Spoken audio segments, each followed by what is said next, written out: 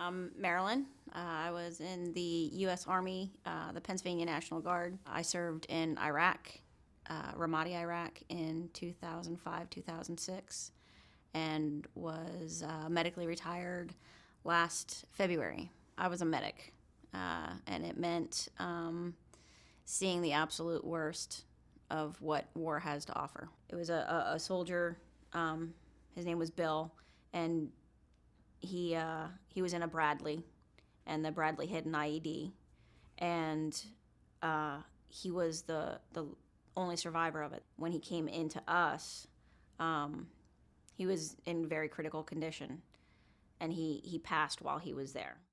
Coming home was tough. I'd say the first 6 months that I was home, I wanted to go back.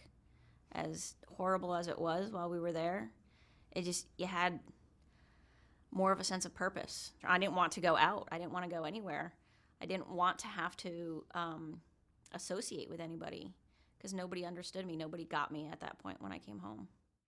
The big eye-opener for me was my dad was a Vietnam vet who, when he came home, never received any help. He self-medicated with alcohol and became an alcoholic because he never dealt with his issues.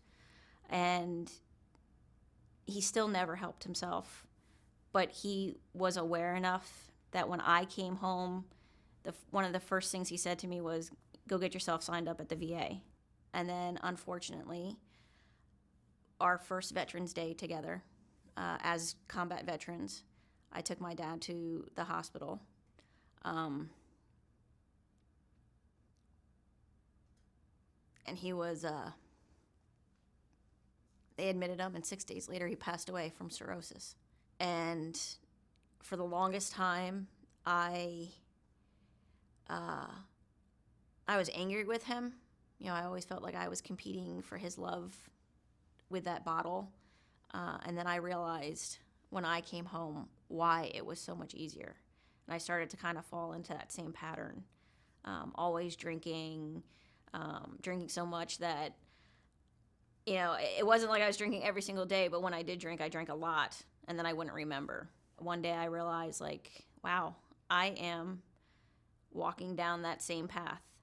And if I don't do something now, I'm going to have that same future. I went and saw the counselor for, it was a psychologist at the VA, and did the prolonged exposure therapy. I think we did about 10 weeks. And every week, it was a standing appointment every Friday for an hour and a half. I would go in and meet with a psychologist, and then I would just tell the story.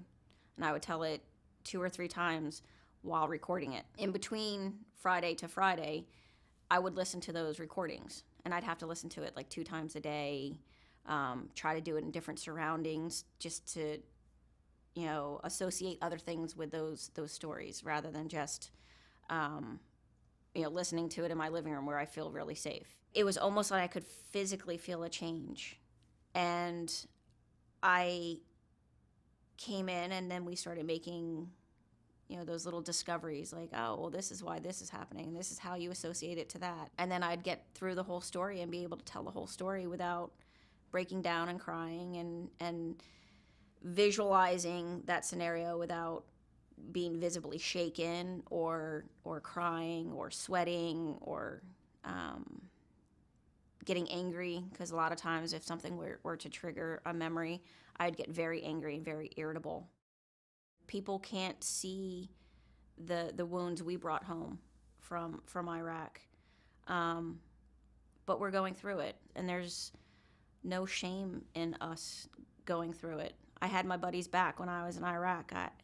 There's no reason for me not to have it just because we're home and we're not serving anymore. We still have to keep an eye out on each other and always have each other's 6.